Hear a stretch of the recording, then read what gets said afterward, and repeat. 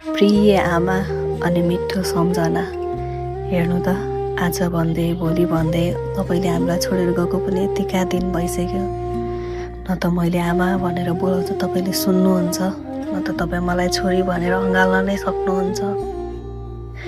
त्यो चाँडै तपाईँ भगवानको प्यारी हुनुभयो। सायद संसारको सबैभन्दा प्यारो मान्छे तपाईँ भएर पनि होला भगवानले कति चाँडै तपाईँलाई लिएर जानुभयो। तर आमा तपाईँ त यहाँ हुनुहुन्न, तर तपाईँसँगको हरेक पलहरू मसँग यादगार छन्।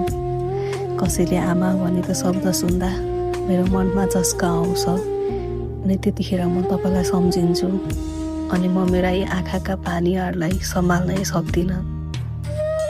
थाहा छ तपाईँ फर्केर आउनुहुन्न भनेर भने, तर यो मोबाइलको घन्टीले बस तपाईँलाई नै पर्खिरहेको हुन्छ। कतै तपाईँको फोन आउँछ कि भनेर, कतै तपाईँ बोल्नुहुन्छ कि भनेर बस म त्यही फोनलाई हेरिरहेकी हुन्छु। तपाईँ आउनुहुन्न त्यो मलाई थाहा छ, तर जहाँ हुनुहुन्छ जस्तो हुनुहुन्छ सधैँ मेरो मनमा हुनुहुन्छ। यदि मिलेछ भने पनि तपाईँकै कोखबाट जन्म दिन अर्को जन्म पनि कति सपना थिए होला तिम्रा, मैले पुरा गर्न सकिनँ। जुन समयमा म पुरा गर्न खोज्दै थिएँ, हुँदा नहुँदै भगवानले खोसेर लगिदिए तिमीलाई आमा।